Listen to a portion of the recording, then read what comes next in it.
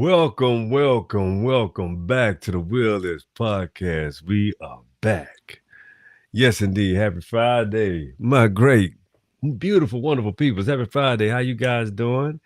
It is a wonderful Friday, August 15th. Happy birthday to all of my people that I have talked to today that you know I'm acknowledging you. I can't name every single last one of you because I don't want to leave nobody out. So I just want to tell you, if it's your birthday today, I'm going to implement this because this is my month.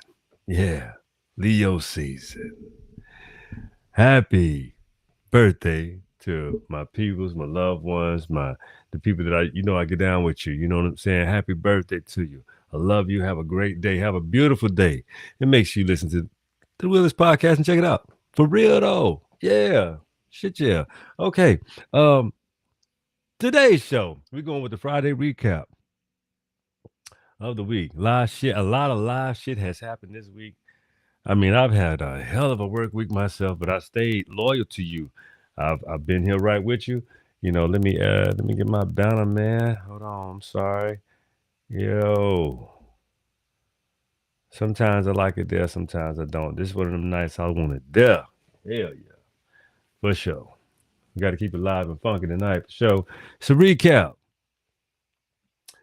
So starting off at the top of the week, we got to talk about Shador Sanders, the great. Yeah, already showing splashes of greatness. And, when you're dealing with, these good old boy organizations that, they have a certain mentality and mindset. Owner, okay? Owner, you are, well, you need to be putting your play. That's the first thing I, shit, I gotta, oh, I know what I gotta do. I gotta put this boy in his play. Yeah, that's what I'm gonna do. That's what he need. He need to settle down now. You know what I'm saying? So, shout out to Prime Deion Sanders, man. Prime for raising such poised. I mean, you gotta understand these kids. They knew they were gonna be rich. They knew they were. They knew they grew. I mean, they grew up rich. They grew up talented. Their father is who their father is, and at any point in time where you have a bunch of owners that have kids too, and they are the owners of these organizations, and when you see a whole bunch of kids that even gravitate to Prime, I want to be coached by Prime. I want to be coached by Prime. He's not like the other coaches that played a little bit. He was the greatest athlete.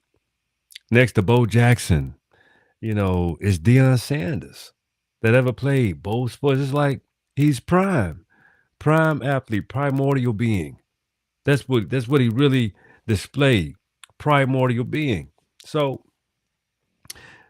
you put him in a situation to be challenged, and for him to pretty much to put his, Aboriginal talents on display and conquer everything on the field. Man, that dude, man, you gotta understand. I grew up watching Deion Sanders, Bo Jackson, people like Emmitt Smith and the great Barry Sanders.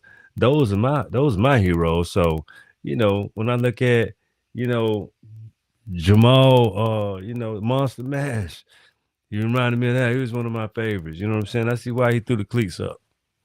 He said, hey, they got on that backbone and don't let him run it. He will not be the MVP. That type of shit. You understand what I'm saying?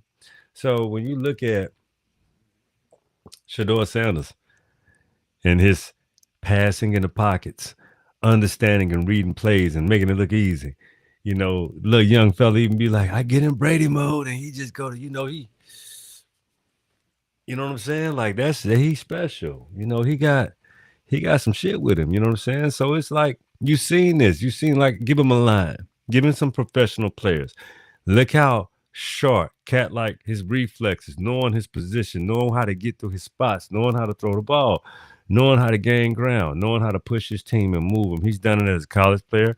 And a lot of times as college, they are not as talented as what he needs. So as you can see in the NFL, these are different This is a league up. So if you can just do your job, he can shine. Look at Tom Brady. Tom Brady could see good. He knew how to throw the ball. He wasn't as mobile. Eli Manning wasn't as mobile, but he knew how to get the job done. He knew how to see. He knew how to turn, pivot, see. He see the spots. He know the play he was running. He could see it in his mind. He know when he about to get to the spot. So even when you're shooting a gun, when I was in Marine Corps, when you're shooting a moving target, you have to shoot in front of the target because they're gonna run in the bullet, but can't see you shooting at them. Same way with a football. That wide receiver knows where he's supposed to be, so he has to go use that specific route. And even if he do an alternate route, cut back, it's supposed to be in his hand right here because the quarterback sees and they know the play. That's their connection. That's their synergy. You understand what I'm saying? So you have to always put yourself in a position to be able to receive. But if you got your blinders on doing what you want to do in life, what happens? You miss the ball. There's no reception. Who cares if it's not an interception? What was given in you was not receptive of it. So you didn't receive it. Some people are so stout-hearted and foolish, they don't even want it. Damn. See, they didn't do the work to get it. So they want to complain. So these NFL, this shit is deeper for them. This is a NFL supreme athlete that was a father, a governor of his household, a king, a God king of his household. Everybody bought in to his home. And they knew their father was the truth. That's a beautiful family. Shout out to the Sanderses. For real. That's a beautiful situation. So I think that's really it's the taking moment that I think a lot of families are starting to understand. We all we got. We have no friends. Nobody likes us, but we still prevail. He puts it all on display. He's always clean, well manicured, well mannered. He's full. All these going through all these medical procedures, staying alive and staying valiant, keeping himself together in order to live another day. Shout out to Prime.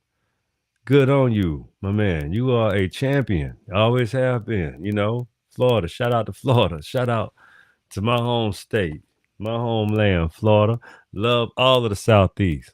Love also, shout out to all of Ohio, my family. I'm really deep in Ohio, ladies and gentlemen. I have so much family in Ohio, and my blood runs deep, true, and through that state as well. Alabama, Mississippi, Georgia. Oh, yeah, right here. Yeah, absolutely, man. North Carolina, South Carolina, shout out to you. Virginia, Maryland. Yeah. I'm a Southeast Indian, ladies and gentlemen. I just have connections all over this land. And my blood runs really deep and true through it. So I love all my challengers that want to tell me who and what I am. I take all of it. I say, okay, if that's what you say, man. If that's how you feel. It feels good to want to be want to be owned, and people want to own you. Oh, you belong to me. I'll be like, oh my God, you're so nice. But I know who I am, so I don't have to get into the whole, the rigmarole. I just appreciate you too. I'm not trying to fight with you, but I just hope you understand how to accept who the fuck I am and what I am. Don't you? Except you probably don't even know you like that. So to my new subscribers, this show is about being the best version of yourself, and we get there with knowing more about you. So I'm your selfless host that really shows you and put it all out there for display. So if you really want to know who Danny D is when you watch this show, from this point on, you can check me out on the Wheelless Podcast on Twitter. Oh, no, I'm not on Twitter. I'm not even on. I'm sorry. TikTok. I don't know why I'd be doing that. TikTok. I'm on Instagram, on Facebook, you know. Yeah, all those platforms. You understand what I'm saying? So understand me and understand me well. I don't shy away from anything. If you want to get to know the intricacies of me, you will see that I actually put it out there. DNA research studies says you need to get your test. I got the test done. It's full of shit anyway. You know who run it, but you don't even have the intelligence. Like I understand how to weave through it. Oral traditions are your pathways. My grandmothers bless me specifically. I'm talking about not even. I mean, literally, my cousins know this. You understand? My cousins specifically, they look to me for the knowledge now. The one that's always seeking for it. This been going on my whole life. 45 years old. This ain't just started. Y'all just not knowing about it. I'm grateful for you. I'm grateful for you tuning into the show too. I am humbly grateful for you, and I'm so thoroughly appreciative of you for subscribing, liking, loving, and sharing. Keep doing it too. Don't stop. Damn. Don't ever stop doing that shit. Because you're going to keep seeing more of me doing different things as well. Oh, yeah. I'm telling you, you don't understand. We got plans.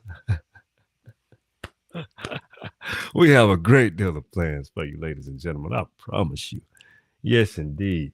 Okay, so let's get into this recap. You know, we just got to the one about the good old great Shador Sanders, and I, expect to see great things from him. On the other side of this story is Travis. I'm rooting for you, Travis. I need you to pick your mouth and your jaw up, and I'm not gonna talk no shit about you because I can't, man. I think you're great, and I think you should just be that. Get tunnel vision and be great. And don't worry, nobody's gonna pay that girl $40 million for a whole fucking scam that was written out live on goddamn Instagram. That's not gonna happen. You're safe. That's if you don't have enemies. And you're too nice to have enemies, Travis. We root for you. You will do well, young man. Even though you were told by everybody, literally the whole world, that gutter snipe you was frolicking around with was a filthy, yeah, gutter snipe. Ask Ayanna Van Sant. If she needs to fix your life this young, you should go for it. You should go take her, bring her out of retirement. If you start acting foolish and crashing out, Travis, we're not going to accept that. You willfully dealt with a girl that, she was for the streets. She was thriving for it. She didn't even know who you were until they was like, oh, that's motherfucking that's Travis Arnold. Shit, boy. She was like, oh yeah, oh yeah, oh yeah. So her brother, everybody knows the story, man. Everybody know your shit is you're great. You're gonna be fucking great and stay great. I promise you that, young fella. And you keep on striving forward. And you don't let you know what, and you actually gonna be the young woman that's gonna love your little ass, because you got a wonderful spirit about you, and you're gonna find a beautiful girl that's gonna love the ground you walk on. And you as long as you stay well manicured, clean, she can dress you up a little bit. Stop smiling, yeah, that big ass. You smile like here. Stop. Be smooth. Get your swag together. You're not a child anymore. You're a man. You got to grow up now.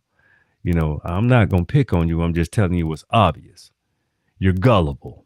And stop it. You're a smart, intelligent young fellow, and you can do something about that little way about yourself. All you got to do is, I'm gonna tell you. I'm gonna tell you who you kind of remind me of. You kind of remind me of Gilchrist Alexander. But he's a soft. But y'all look alike. You do. He's prissy. You don't gotta act like him, but you can change your look, man. You can make yourself look handsome. You dress nice. You just gotta grow up a little bit, Travis. And you're gonna do that too. I think you're gonna do a good job of growing up. You're gonna get there. I know so. I believe in you, young fellow. You're gonna do it, and we're gonna root for you on this show. I ain't gonna bad talk you or downtrot you. I think you're gonna do well in life, and you're gonna continue to strive and and break records and do great things. Next subject. Okay, we're gonna talk about the shows that I want you to, if you haven't looked at, go to the recap and look at the unlearned is becoming a cancer, and you know the unlearned is becoming a cancer is because of how they behave.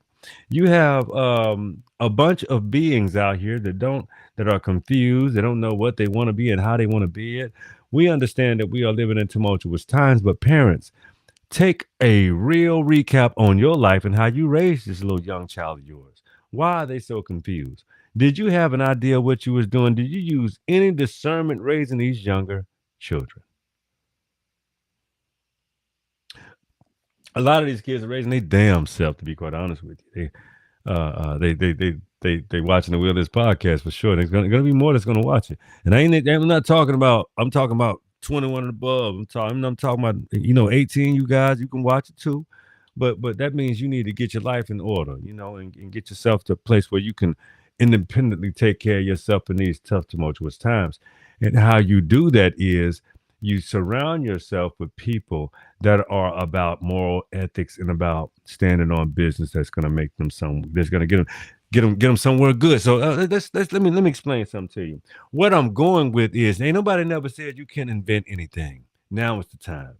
Nobody said you should be sitting on your ass waiting for a job to come to you. Create it.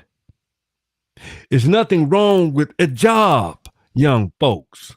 How do you think you get the money to put into or invest into you anew? Do you understand that methodology?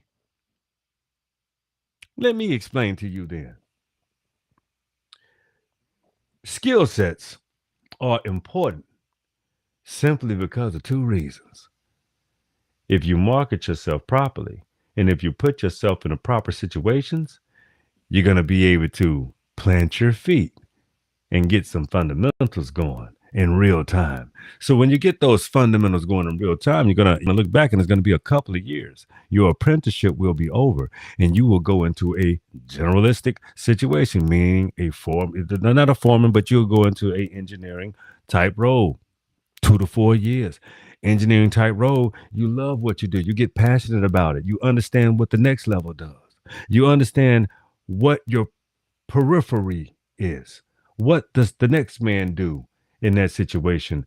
And what's your relationship with him or your coworker? What do they do? How does this big puzzle work together?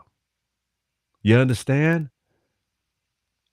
So if there's a difference, so then you can cross train and you can make yourself more valuable by understanding and taking the initiative to understand more about what you're doing in the company that you're keeping and you're reacting into that job.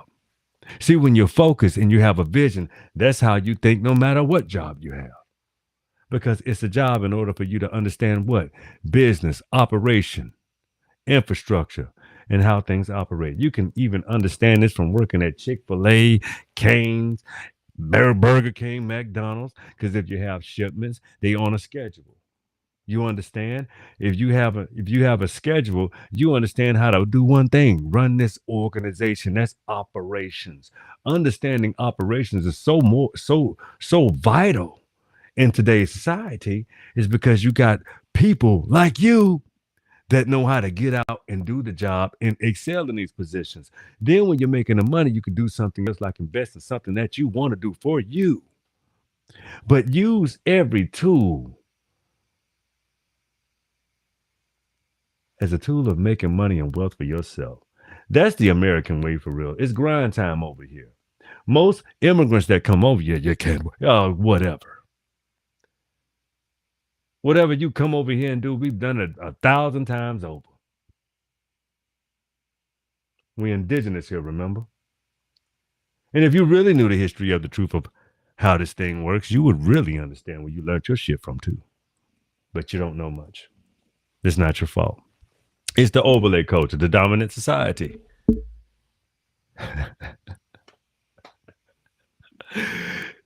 People, nothing dominates no one now but money and opportunity. It's unfortunate that people do not understand how to carve out opportunity that's sustainable from an inside out perspective, meaning I'm not going to comb for wealth. I'm not going to degrade myself or other people, but I will educate you. I will teach you. I will allow you to know who I am somewhat in order for you to understand who you can be. I'm a normal person. I'm not a I'm not a goddamn famous being. I'm here for you. For those that want to learn from this platform. Because I'm not going to tell you butter pecan lies. I love butter pecan ice cream, but I won't tell you a butter pecan lie. You mean a little truth sprinkled in a whole shade of, something milky? Yeah. I'm talking about societies that shit look good, tastes good and everything, but is it good for your health? Yeah, probably not. Especially those that are lactose intolerant. Shit. Fuck y'all. That's my joke. Whatever. Okay. I wanted to get into I wanted to get into some traits that you have that I think this would help you overcome. I've been promising you that I would get into you some of this book right here, right? Dr. Joy DeGruy. Okay.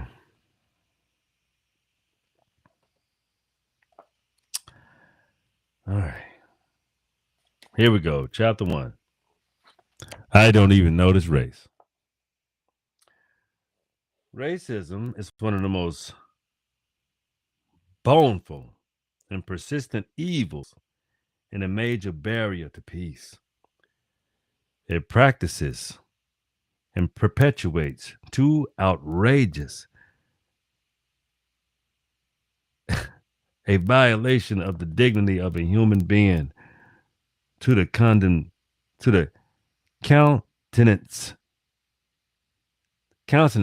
under any pretext.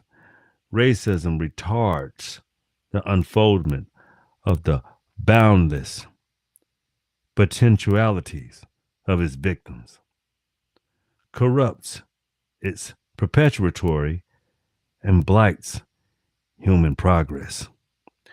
Recognition of the oneness of mankind implemented by appropriated legal measures must be universally upheld if the problem is to be overcome.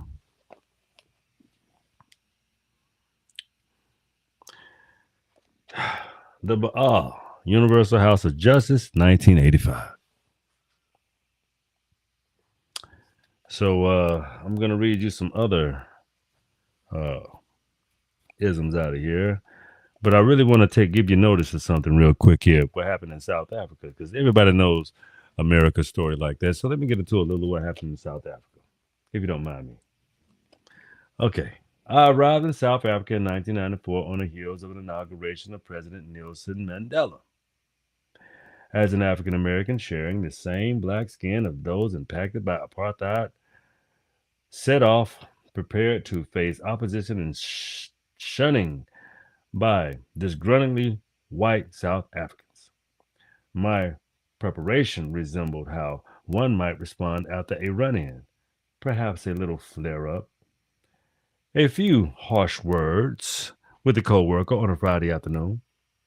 You know that you're going to see the person the following week, so you mentally plan for Monday. You may say to yourself, well, if you come in and they say that this is what's going on and say, you get. So I had kind of a chip on my shoulder and I left Portland. This is Dr. Joy's DeGruy explanation. This is her work, by the way. Upon my arrival in South Africa, I was warmly greeted and enjoyed several uneventful weeks. In other words, I didn't have a single negative encounter. So I started to provoke people. I wasn't about to return home from South Africa without having a real deep kind of experience to recount. So I would approach a white South African and I'd say, "Tell me a little bit about apartheid. Huh? What was it like?" On numerous occasions, they'd answer by saying, "Yes, Joy, it was an awful experience. The oppression of the blacks, the behavior of the whites, that is over though. Welcome to the new South Africa." Somewhat puzzling to my response, I decided to ask a black South African. So I'd go up to a black South African and say, "So tell me a little more about that apartheid. It must have been awful." They say, "Yeah, Joy, it was awful. The oppression of the blacks, the behavior of the whites, that is over though. Welcome to the new South Africa." Check me out now. I was shocked and thought to myself, isn't anybody upset here, South Africa? Even we had our disgusting folks back in America, our disgruntled folks back in America, you know, like the neo Nazis in Idaho. It later occurred to me that it is 6 weeks that I had spent traveling through Southern Africa, and I had never felt the level of racial tension that I've experienced at home in the United States. I had experienced more tension during the brief time that I was in the Portland airport preparing to leave that I thought out the entire time I spent in Southern Africa. I had asked myself, what am I observing in this experience? Why was there so little racial tension in South Africa, this country with this fresh, open wounds of apartheid? Why was so much racial tension in America, a country that ended a great sin of chattel slavery over well over 100 years ago, and its version of apartheid almost 38 years prior to my visit in Southern Africa?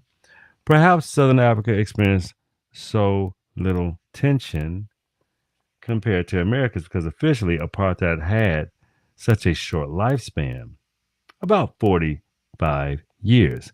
Perhaps it is because it's the end of a voluntary, voluntary gave up the unjust system. Perhaps it's because South Africa admitted their crimes to the world and with the Truth and Reconciliation hearing, many whites in South Africa owned up to the crimes they committed against their black countrymen.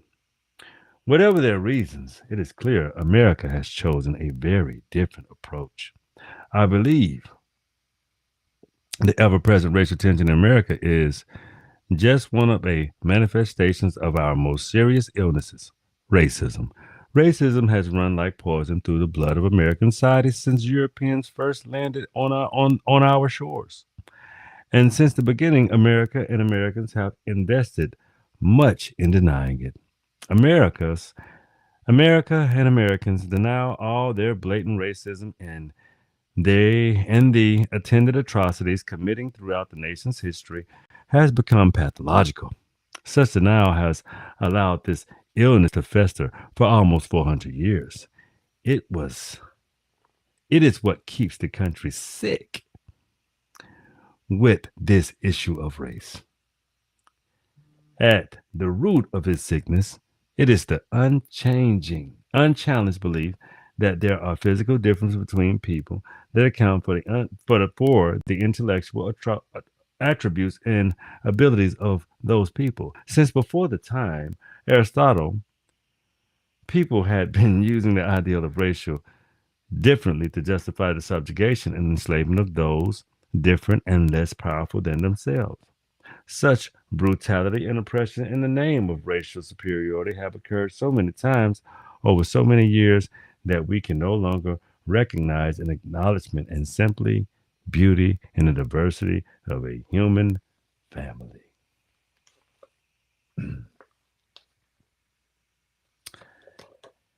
She said a mouthful that I think a lot of us should adhere to. See, I know for a fact there are a great deal of college professors that know better but won't do better. I know that for certain. That's why I have the great Dr. A.E. on this show. Let me call him up real quick and see what he's doing. See if he's watching. Because I had a lot of conversations today. I heard a lot of them about a lot of things. Talking to family members and people with a lot of birthdays today too. So let me talk to Doctor. Let me see if he up. It's still early. He's late. He's late sometimes.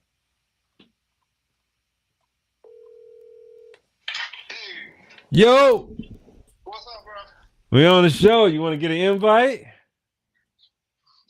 we can do this show. Hold on, I'm on the phone, but let me get off with them. Go ahead and send me the invite. All right. Do it right now. All right. All right. I'm on it. Yep. All right. Yeah, we finna get Dr. A. Let me send him the invite real quick. I'll be back. Let me see. Dix Holdings. Pro. All right, let me get the invite on this side of the game. Let me grab that real quick. Hold on, let me see this. Invite guest. Let me copy that real quick. All right. Slide back over here. Send. All right. All right, here we go. Let me come back to you guys. AE should be joining us on the show tonight. Yeah, this is a recap of the show. You know how we getting down. We just talking about, how a lot of times we ruin ourselves by not knowing who we are. This is how I go down sometimes. So we're gonna see when Dr. AE get in the show. You know what I'm saying? We're gonna run back into, a few bull books. You know what I'm saying? So I'm trying to find one that I want right now.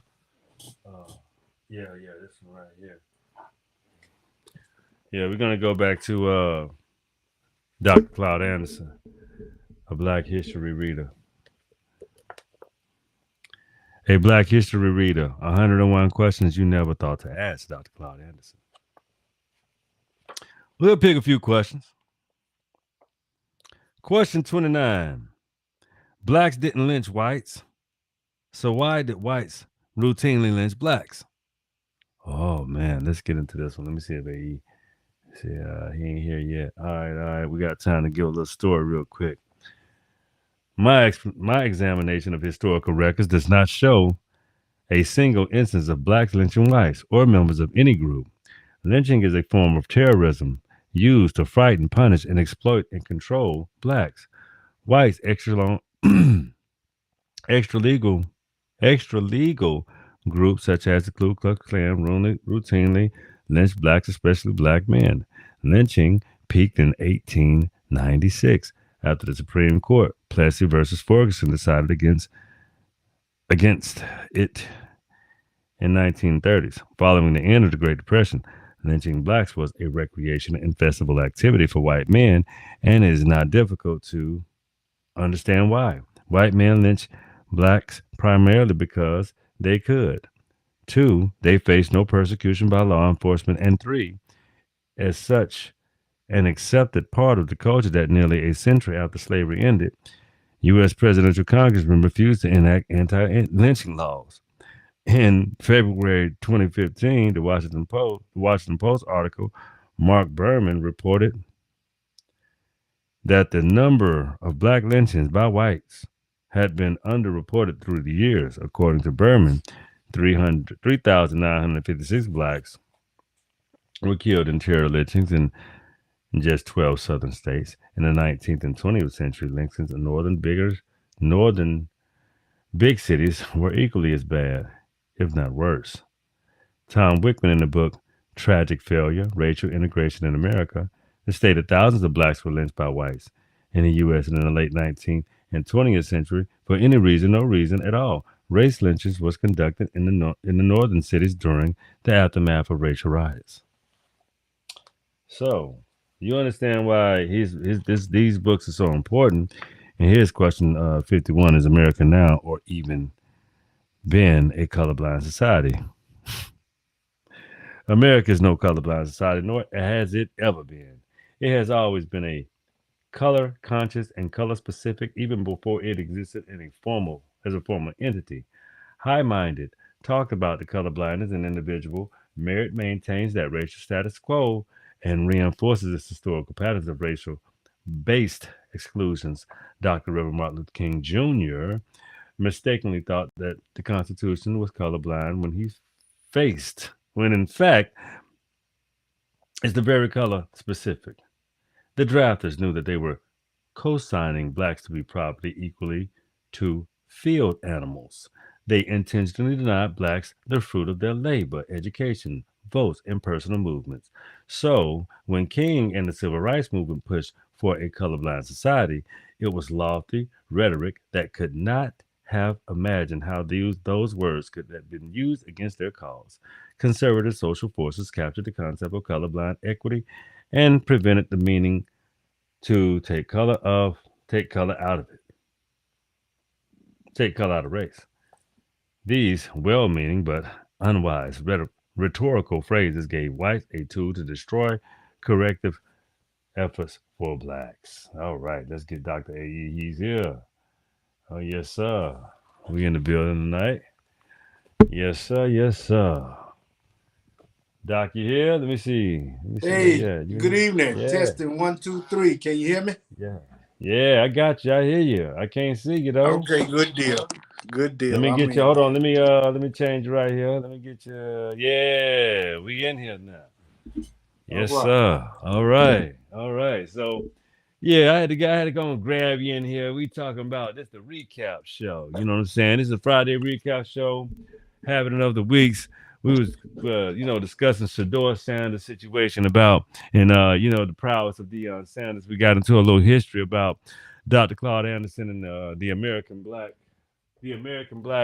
history reader, and the 101 questions that you never thought to ask. So we were just covering ground before you got into the room. I was gonna wrap up the show, but when you came in, I said, "Hell, let's get to some work." So hey, here we are. Here we are. Here we are. Oh, All right. can I say something about Sanders, if y'all don't mind? Sure. Oh man, yo, please. The real problem that they have with Sanders is the age-old problem, right? That this society expects black people, and particularly black men, to act a certain way. Oh yeah. And if you do not conform to what they figure you should act, then there's a problem. No matter what you Oh yeah. do, you could do the straightest of line. You could never even have had A a speeding blemish. ticket or driving ticket, a ticket before. Doesn't matter if you don't behave the way Hmm. they have, and that's the real problem with white American society, right? That it Yeah. has decided um, everything. It has decided what parts of different people's culture they're even going to accept, right? They're not going to accept dreadlocks, right? They're not going to Right. accept certain things, right? You know, Right. and so that's the overall thing with that rugged individualism, right? That it is so tight knit for them that they have imposed even their ideas for your culture, right? They want to choose, and I'm gonna give you I think it's even better example, right? When you look at um, this thing and this idea and this concept of diversity, right? Mm-hmm. What I learned way back, and I learned it while I was at Indiana University, right? They have a Mm-hmm. very different definition of diversity. Their definition of diversity primarily is concentrated on numbers. That we got X amount of blacks, we got X amount of East Indians, X amount of Asian, X There's no amount of real Latino, interaction. but we got X amount of Muslims. However, when you come into our space and when you come into this country, you still need to act a certain way. In other words, just bring your numbers, bring your skin culture. I mean, your skin tone, your skin color.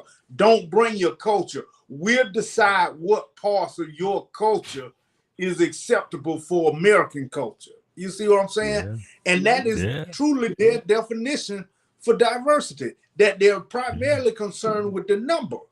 We just got X amount of these different minorities.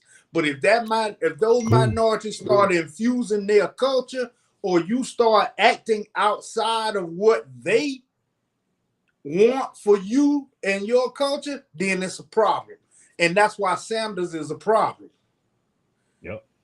Because it's not going to be, it shouldn't rather be any problem if that young man comes in the NFL and in the 2-3 years that they automatically give young QBs to make the transition from college to professional, right? The speed of the Mhm. game, the professionalism, Absolutely. all of it, The right? strength, everything.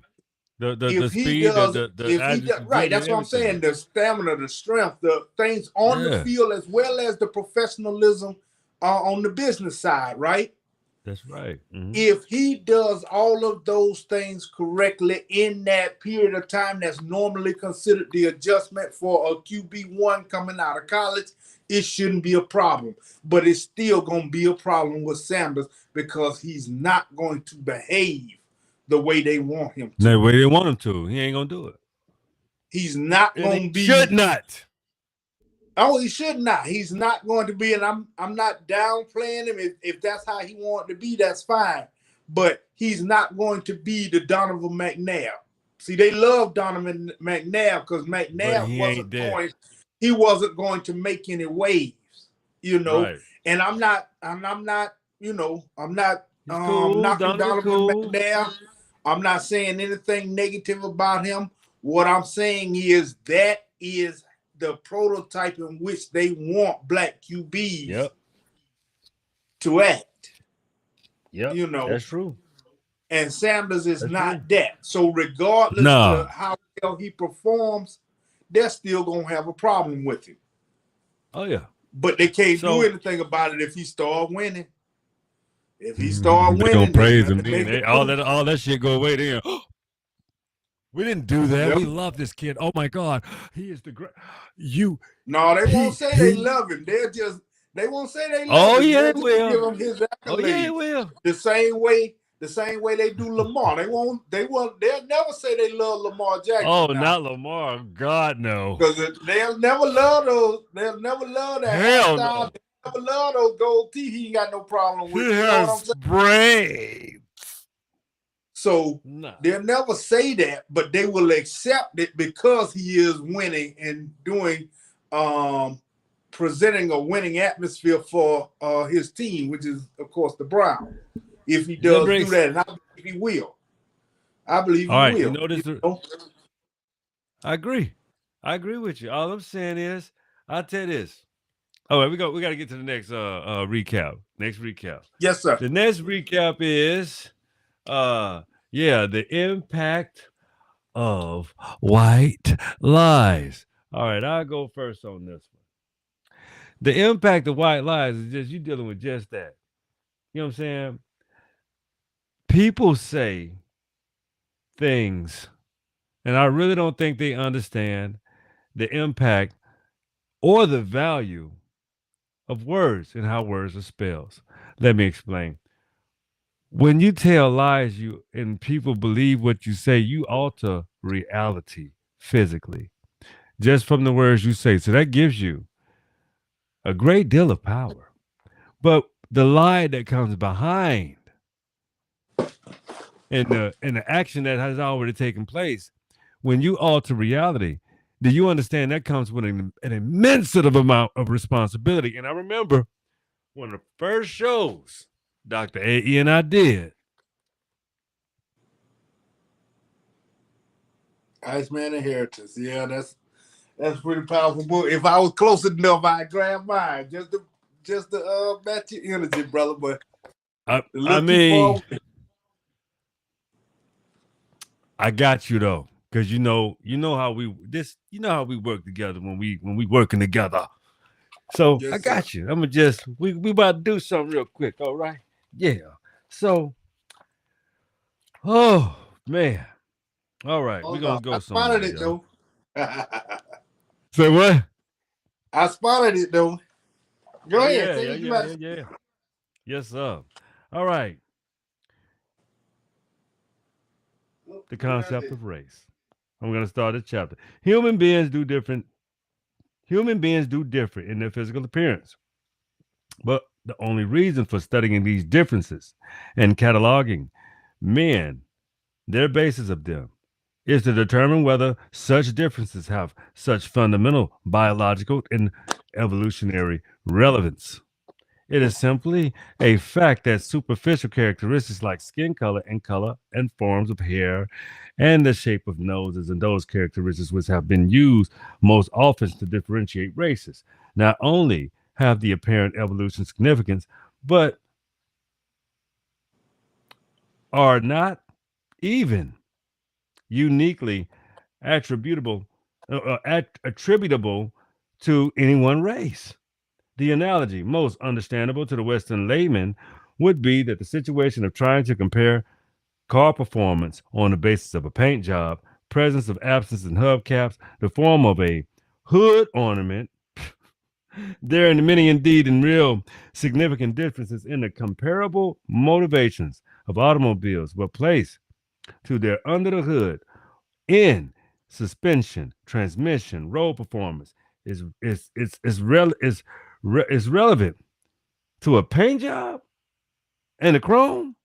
Perhaps it is the searching of analogy too far to observe that those who have been concerned with finding the comparative worth of races in terms of road performance along with the path of evolution has pinned their hopes superficially on characteristics that would not influence an experienced car buyer.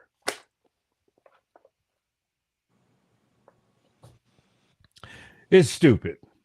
Not only Well, is it stupid, I just want to finish this one little point because I want you to no. I'm sorry. Go ahead, brother. smash these. So, what I just read, to my understanding, is a one-sided equation that explains the ideology of the dominant society. I want you to punch him in the mouth with what I just read, AE. Just give him what you got. No, it's what we've always talked about, right? And that's the underlining root of what pushes all of this, right? And what pushes all of this is that ideology of inferiority and superiority.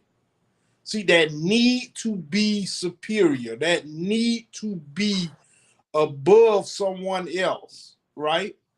Because Mm. truly you really just need them and don't want to admit that you need them.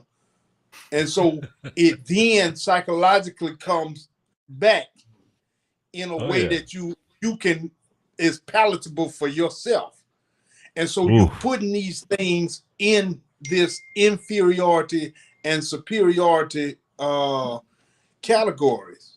And that Mhm. is what is really pushing it. And so when you understand that that's the real psychological drive behind it, then all of these, like you said, the hood ornament, the rims, all of that, all of those truly superficial things are then used as determinants because you need everything you can use to put into these different categories, the one or the other, the superiority or the inferiority. You see, if we Right. were okay, right? If we were okay with simply saying these are the differences, then we would be fine. Hood ornaments would just be that. Something that we look at and say, ooh, that's nice, and move on. It wouldn't have any bearing, right? Because it's But unwarranted. because now you have these different things that you want to identify to put with different groups of people, so you can have this superiority, inferiority, because you got this underlining objective. That's right. So all of these things now matter when they shouldn't. Right. And that's the real underlining psychological thing that is driving all of this. If we didn't, as human beings, put these things into those two categories. That's right. Totally agree. And I mean, Iceman Inheritance really looks at that as well, because of It does that a survival of the fittest mental mode mind that they construct. were in for so That many construct. years. Right. Yep. Yep. So I tell you what you doing tomorrow? You gotta do a Um, show tomorrow. You coming back. You just getting back. I'm trying to get you. Gotta do a whole show tomorrow, man. Because I gotta get up out of here. afternoon or evening. What's up? Afternoon or evening. Because tomorrow is Evening. Saturday. Yeah, I got Uh, a my uncle ship, my uncle birthday tomorrow. I gotta check him out. And because this is Leo season. Yeah, I got yeah. I got people coming into town in the early evening. That's why I was like, maybe in the early Oh, we evening go before early. they We go. get here. We We'll see. well, Let's play it's it by ear, brother, as we do okay. That'll sometimes. work. That'll work. So we cooking, y'all, but we gonna end this show tonight. I had to just get my brother on the show because y'all know he back, man. I told you I was excited, so we finna do a lot more cooking. We finna do a lot more experimental things, man. It's gonna be this is an experience. Willis Podcast is an experience. Me and Dr. AE gonna do some more great shows. Probably gonna try to get on twice a week now, because we got some I catching up to like do the way that about. sounds. All right, you like that? Yeah, Okay, I so like we're the way gonna that try to get sounds. on. Okay. So we're gonna do some look. We're gonna do a. We're gonna push. We're gonna put our foot a little bit more further on the gas. We had like I told you guys, and we had Dr. Dixon. You know, rest in power. So we had to hold it down because hey, he had to come back to us good, safe, sound, and mind, and mental mind, full body control, good as gold. So that's what we like. So we back. We got to get back to work, and we're gonna keep on putting on these masterful masterclass performances. But anyway, we're not gonna give you all of the dope because when we monetize and we get our things going, we're gonna go to a Patreon. So we're gonna Patreon. You're gonna get that real good heavy work. So, AE, give him your last words before we get up out of here, please, sir. I'm just looking forward to coming back on your show, brother. I know I took a little hiatus there, and of course, we It's know all good. for the personal reasons, but I'm glad to be back, brother. So let's roll. Let's roll. So, ladies and gentlemen, that's the show tonight. This is my favorite part. We will be back tomorrow at some point. So, this favorite part of the show. You know what I like to say. The wheel is yours. We'll be back, yeah.